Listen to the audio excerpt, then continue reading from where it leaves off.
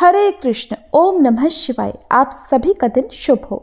आज दिनांक है 24 फरवरी और दिन है सोमवार और आज फाल्गुन मास के कृष्ण पक्ष की विजया एकादशी भी है। आप सभी को विजया एकादशी की भी बहुत बहुत शुभकामनाएं। आज आप हमारे चैनल पर विजया एकादशी की सभी कथाएं भी जरूर सुनिएगा। जिस तरह से आप हर कथा को अपना प्यार देते आए हैं, हमारे चैनल पर अपलोड होने वाली बाकी वीडियोस को भी ऐसे ही अपना प्यार जरूर दीजिएगा। आज भी आपको फाल्गुन मास महात्म्य के 12वें दिन की कथा सुनाने से पहले सुनाते हैं भक्त हरिदास जी की एक और कथा। श्री मुरारी गुप्त द्वारा रचित श्री चैतन्य चरित्रामृत ग्रंथ, जो वर्तमान समय में श्री चैतन्य चरित के नाम से प्रसिद्ध है, में कहा गया है कि किसी एक मुनि कुमार ने एक दिन प्रातःकाल तुलसी पत्र चयन करके उन्हें धोए बिना ही अपने पिता को भगवान की सेवा के उद्देश्य से अर्पित कर दिए थे। और जब ये बात उनके पिता को पता चली तो उन्होंने उन्हें यवन होने का अभिशाप दे दिया था।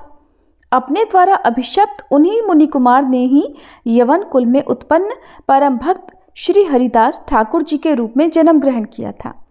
जिस समय श्री नित्यानंद प्रभु श्री जीव गोस्वामी को श्री नवद्वीप धाम की परिक्रमा कराते हुए श्री अनंत द्वीप में पहुंचे, तब एक स्थान की ओर इशारा करके उन्होंने कहा, इस स्थान पर द्वापर युग के अंत में ब्रह्मा ने श्री गौरांग महाप्रभु की कृपा प्राप्त करने की आशा से तपस्या की थी।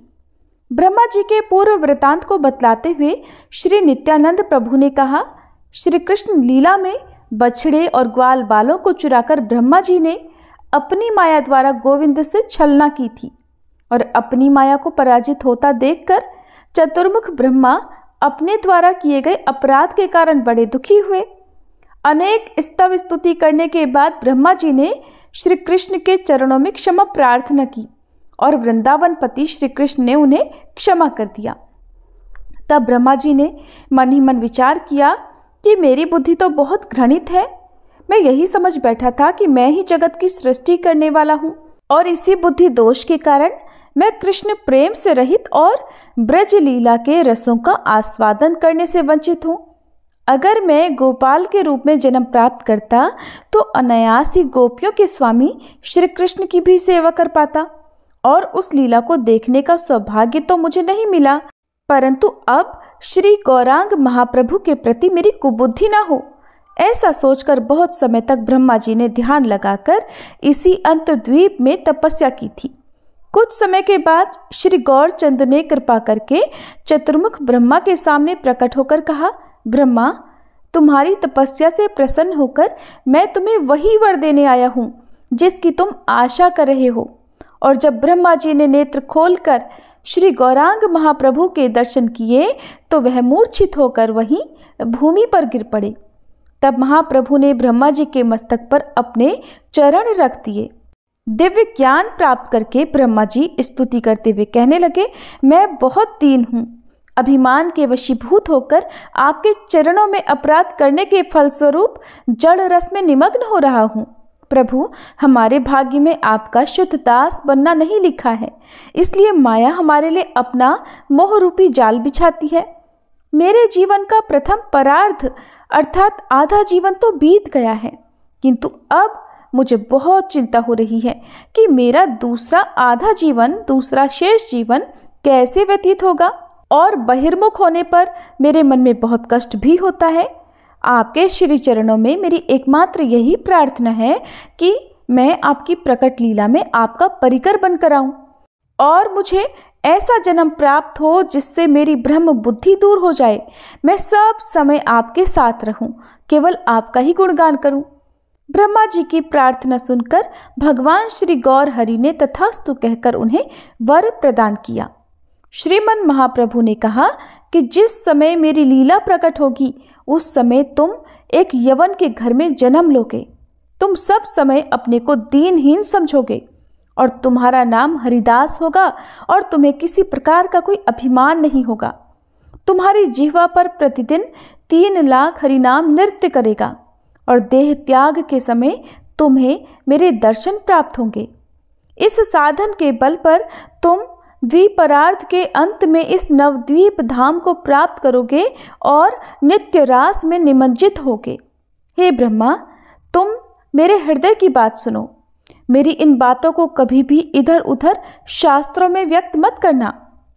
मैं भक्त का भाव लेकर भक्ति रस का आस्वादन करूंगा और परम दुर्लभ संकीर्तन को प्रकाशित करूंगा।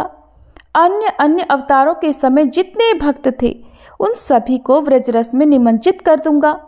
मेरा हृदय श्री राधिका के प्रेम में वशीभूत है। मैं उन्हीं के भाव और अंगकांति को लेकर प्रकट होऊंगा।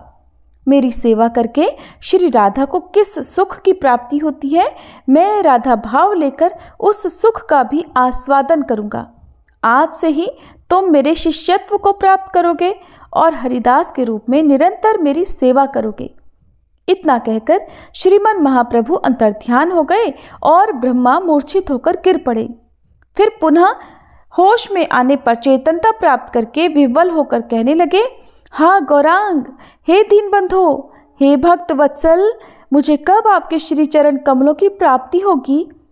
इसलिए इस उपाख्यान से ये तो स्पष्ट हो जाता है कि श्रीमन महाप्रभु के परिकर नामाचार्य श्री हरिदास ठाकुर ब्रह्मा ही हैं।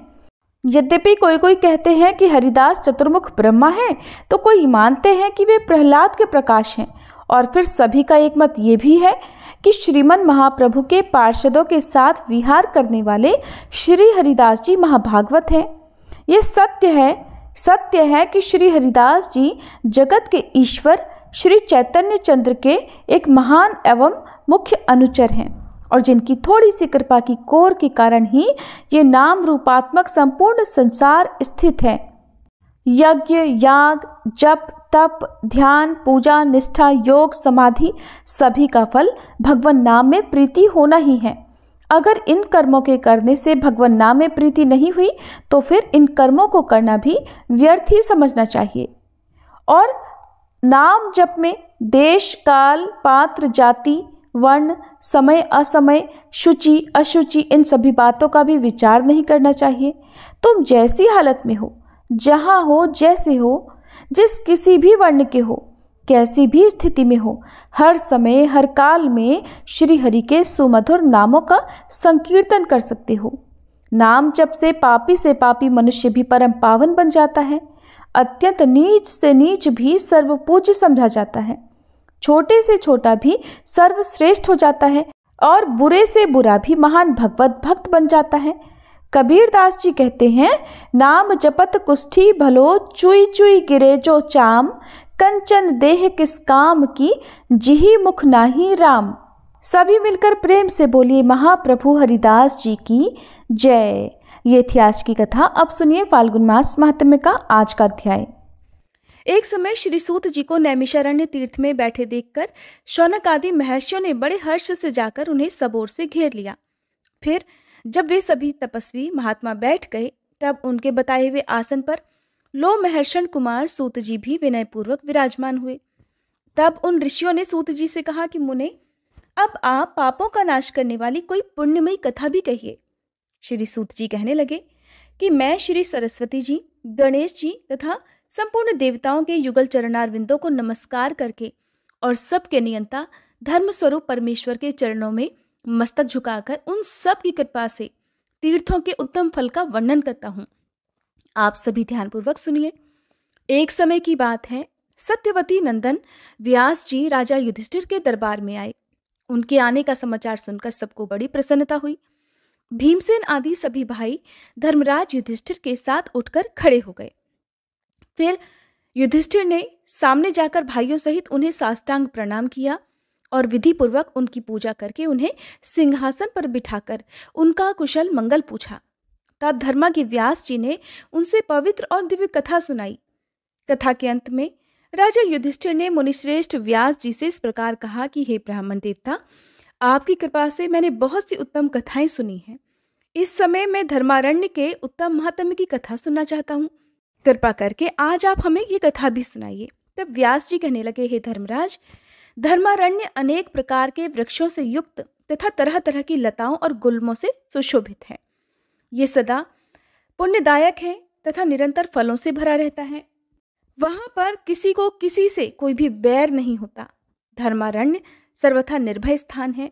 वहां गऊ और व्याघ्र, चूहे और बिल्ली एक साथ खेल कूद किया करते हैं। मेढक सांप के साथ खेलता है, मनुष्य राक्षसों के साथ विहार करते हैं। धर्मारण्य महाआनंदमय, दिव्य और पावन से भी अति पावन है। स्वर्ग में देवता लोग धर्मारण्य निवासियों की प्रशंसा किया करते हैं। धर्मराज युधिष्ठिर ने पूछा, मुने, देवताओं ने उस क्षेत्र का नाम धर्मारण्य कब रखा? तब व्यास जी बोले कि राजन, एक समय धर्मराज ने बड़ी कठिन तपस्या की। तपस्या में लगे हुए धर्मराज को देखकर ब्रह्मा और इंद्र आदि सभी देवता कैलाश पर्वत पर गए। वहां भगवान शंकर भगवती उमा देवी के साथ पारिजात वृक्ष की छाया में बैठे हुए थे। उनके पास पहुंचकर ब्रह्मा जी ने इस प्रकार उनकी स्तुति की कि हे नीलकंठ, आपके अनंत स्वरूप हैं, आपको बारंबार नमस्कार है। आपके इस स्वरूप का यथावत ज्ञान किसी को नहीं है। आप कैवल्य और अमृत स्वरूप हैं, आपको नमस्कार है। देवता जिसका अंत नहीं जानते, उन भगवान शिव को नमस्कार है, नमस्कार है। वाणी जिनकी प्रशंसा करने में असमर्थ है, उन चिदात्मा शिव को नमस्कार है। भगवान, आपके मन से चंद्रमा और नेत्रों से सूर्य की उत्पत्ति हुई है। देव, आप ही सब कुछ हैं, आप में ही सबकी स्थिति है। इस लोक में सभी प्रकार की स्तुतियों के द्वारा स्तवन करने योग्य भी आप ही हैं। हे ईश्वर, आपके द्वारा ये संपूर्ण विश्व प्रपंच व्याप्त है, आपको बारंबार नमस्कार है। इस प्रकार महादेव जी की स्तुति करके श्री ब्रह्मा आदि देवता उनके आगे दंड की तरह पृथ्वी पर गिर पड़े। तब भगवान शंकर उनसे कहने लगे कि देवताओं, तुम क्या चाहते हो? ब्रह्मा जी कहने लगे, सबके दुखों का नाश करने वाले हे महादेव, धर्मात्मा धर्मराज ने बड़ी दुस्सह तपस्या की है। न जाने वे देवताओं का कौन सा उत्तम स्थान लेना चाहते हैं। यही सोचकर इंद्र आदि सभी देवता उनकी तपस्या से थर्रा उठे हैं। देवेश, आप उन्हें तपस्या से उठाइए। महादेव जी बोले, देवताओं, मैं सच कह रहा हूं कि तुम्हें धर्मराज से कोई भय करने की जरूरत नहीं है। ये सुनकर सभी देवता उठे और भगवान शिव की परिक्रमा और बारंबार नमस्कार करके अपने अपने स्थान को निर्भय होकर चले गए। परंतु देवराज इंद्र को नींद नहीं आई, उनकी सुख शांति खो गई। मन ही मन सोचने लगे कि अरे, मेरे लिए तो ये बड़ा भारी विघ्न उपस्थित हुआ। धर्मराज ने मेरा इंद्र पद हड़प लेने के लिए ही ये कठिन तपस्या प्रारंभ कर दी है। ऐसा विचार करते हुए इंद्र ने देवताओं से कहा कि देवतागणों, मैंने बहुत क्लेश उठाकर जिसे प्राप्त किया है, उसी को धर्मराज क्या मुझसे छीन लेना चाहते हैं? ये सुनकर देवगुरु बृहस्पति जी बोले, फिर तो हे देवराज, इनकी तपस्या में विघ्न डालने के लिए वहां उर्वशी आदि अप्सराओं को भेजा जाए। उन सभी को भगवान शिव की बात पर और उनके द्वारा दिए गए आश्वासन पर भी विश्वास नहीं हो रहा था। इसके बाद वे तरह तरह के उपाय सोचने लगे। तब देवराज इंद्र ने अप्सराओं से कहा कि तुम सब लोग शीघ्र ही धर्मारण्य को जाओ और जहां पर धर्मराज दुष्कर तपस्या में लीन है, वहां पहुंचकर उन्हें इस प्रकार लुभाओ कि जिससे वे अपनी तपस्या से भ्रष्ट हो जाएं, उनका ध्यान भंग हो जाए। इंद्र का ये वचन सुनकर वर्धनी नामक अप्सरा कहने लगी कि हे पाकशासन, मैं देवताओं की कार्य की सिद्धि के लिए अपनी माया तथा रूप के बल से पूरी कोशिश करूंगी। ऐसा कहकर वर्धिनी उस स्थान पर गई जहां धर्मराज तपस्या करते थे। वह अधिकाधिक वस्त्रों और आभूषणों से विभूषित होकर अपने गालों पर रोली की बेंदी और नयनों में काजल लगाकर मनोहर रूप बनाकर उनके सामने गई और सबके मन को लुभाने वाला नृत्य करने लगी। उस समय धर्मराज का मन सहसा शुद्ध सा उठा। अब वर्धनी ने धर्मराज को शुद्ध सा हुआ देखकर पूछा कि प्रभु, समस्त चराचर जगत धर्म में ही स्थित है, वही साक्षात धर्मरूप होकर आप ये दुष्कर तपस्या क्यों कर रहे हैं? यमराज जी कहने लगे कि भामिनी, मैं भगवान महेश्वर के स्वरूप का दर्शन करना चाहता हूँ, इसीलिए कठिन तपस्या कर रहा हूँ। सुनकर वर्धनी बोली कि धर्मराज, इस तपस्या के कारण ही तो देवराज इंद्र आपसे भयभीत हो गए हैं और उन्हीं से प्रेरित होकर उन्हीं के कहने पर मैं यहाँ आपकी तपस्या में विघ्न डालने के लिए आई हूँ। वर्धनी के इस सत्य भाषण से अर्थात उनके सत्य बोलने से सूर्य नंदन यमराज बहुत संतुष्ट हुए। उन्होंने वर्धनी से इस प्रकार कहा कि मैं समस्त पाप कर्मा दुष्ट आत्मा प्राणियों के लिए यमराज हूँ और सभी जितेंद्रीय मनुष्यों के लिए धर्म स्वरूप हूँ। वही मैं तुम्हें दुर्लभ वर देता हूँ, तुम कोई मनोवांछित वर मांगो वर्धनी। तब वर्धनी कहने लगी, हे धर्मधारियों में श्रेष्ठ, मुझे लोकों के हित के लिए इंद्रलोक में स्थिरता पूर्वक निवास प्रदान कीजिए। यमराज जी कहने लगे, तथास्तु, अब तुम शीघ्रता से कोई दूसरा वर मांगो। वर्धनी कहने लगी, महामते, इस महाक्षेत्र में इसी स्थान पर मेरे नाम से एक प्रसिद्ध तीर्थ हो जो सभी पापों का नाश करने वाला हो। उसमें किया हुआ दान, होम, तप और स्वाध्याय सब कुछ अक्षय हो। तथास्तु कहकर भगवान धर्मराज मौन हो गए। तब वर्धनी ने प्रसन्नतापूर्वक उनकी 3 बार परिक्रमा करके मस्तक झुकाकर स्वर्गलोक को प्रस्थान किया। वहां जाकर वह देवराज इंद्र से इस प्रकार कहने लगी कि हे देवेश, आप सूर्य नंदन यम से भय मत कीजिए, वे तो यश प्राप्ति के लिए तपस्या कर रहे हैं। ऐसा कहकर वह इंद्र को प्रणाम करके अपने स्थान को चली गई, जिसके बाद धर्मराज विधि पूर्वक तपस्या में स्थित हो गए।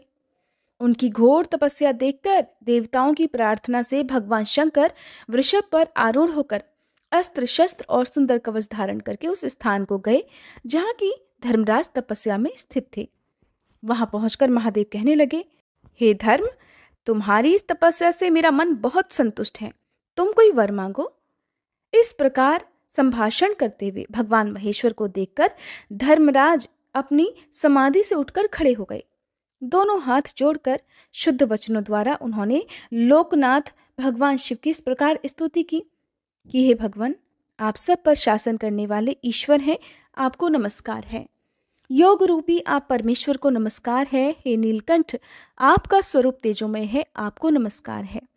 ध्यान करने वाले मनुष्य आपके स्वरूप का जिस प्रकार चिंतन करते हैं उसके अनुरूप ही विग्रह धारण करके आप प्रकट होते हैं, आपको नमस्कार है। आप नित्य सौम्य सुख स्वरूप और श्रीहरि हैं, आपको बारंबार नमस्कार है। हे लोकपाल, आपको नमस्कार है। आप रुद्र, भीम और शांत स्वरूप हैं, आपको नमस्कार है। हे चंद्रशेखर, आपके सभी अंगों में भस्म लगा हुआ है, आपको नमस्कार है। आपके 5 मुख और 3 नेत्र हैं, आपको बारंबार नमस्कार है। सर्प आपके आभूषण हैं तथा दिशाओं को ही वस्त्र के रूप में आप धारण करते हैं। आप अंधकासुर का विनाश करने वाले और दक्ष के पाप को हर लेने वाले हैं, आपको नमस्कार है। आपने कामदेव को भस्म किया है, आपको नमस्कार है। हे प्रभु, मेरे द्वारा की गई इस स्तुति को जो पाठ करे और पवित्र होकर तीनों काल इसको पढ़े अथवा सुने, वह सभी पापों से मुक्त होकर कैलाश धाम को जाए।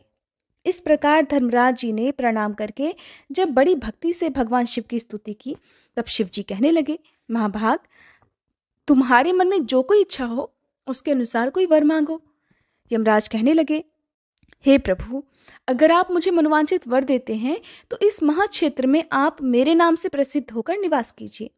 यह स्थान धर्मारण्य के नाम से तीनों लोकों में प्रसिद्धि प्राप्त करे। महादेव जी कहने लगे, धर्मराज, ये स्थान प्रत्येक युग में सदा धर्मारण्य के नाम से विख्यात होगा। तुम्हारे मन में अगर कोई और इच्छा है तो बताओ, मैं उसे भी पूर्ण करूंगा। धर्मराज कहने लगे कि भगवान, 2 योजन विस्तार वाला ये उत्तम स्थान मेरे नाम से प्रसिद्ध तीर्थ हो और ये समस्त देहधारियों के लिए पवित्र और सनातन मोक्ष स्थान हो। महादेव जी बोले, एवमस्तु, एक अंश से इस तीर्थ में मेरी भी स्थिति होगी। तुम्हारे इस निर्मल स्थान को मैं कभी नहीं छोड़ूंगा। यहाँ मेरे नाम से विश्वेश्वर नामक महालिंग प्रकट होगा। ऐसा कहकर महादेव जी वहीं अंतर्ध्यान हो गए, जिसके बाद वहां एक अद्भुत लिंग प्रकट हुआ। धर्म के द्वारा स्थापित किया हुआ वह लिंग धर्मेश्वर के नाम से प्रसिद्ध हुआ। उसका स्मरण और पूजन करने से मनुष्य सभी पापों से मुक्त हो जाता है। धर्मराज ने वहीं पर एक धर्मवापी का निर्माण किया जो बड़ी मनोरम है।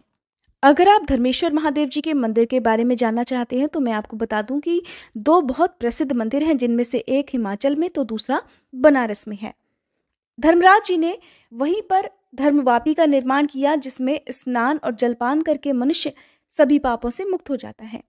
जो मनुष्य व्याधि दोष के नाश अर्थात बीमारियों के नाश और क्लेश की शांति के लिए उस धर्मवापी में स्नान करके यम तर्पण करता है, उसको कोई उपद्रव, कोई परेशानी नहीं होती।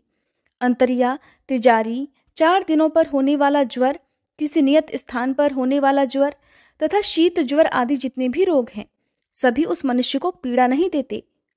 जो मनुष्य उस परम पुण्यमयी धर्मवापी में स्नान करके शमी के पत्ते के बराबर भी पिंडदान करता है, वह गर्भवास को नहीं प्राप्त होता और महाभयंकर कुंभीपाक, रौरव तथा अंध, तामिश्र आदि नरक से भी मुक्ति पा जाता है।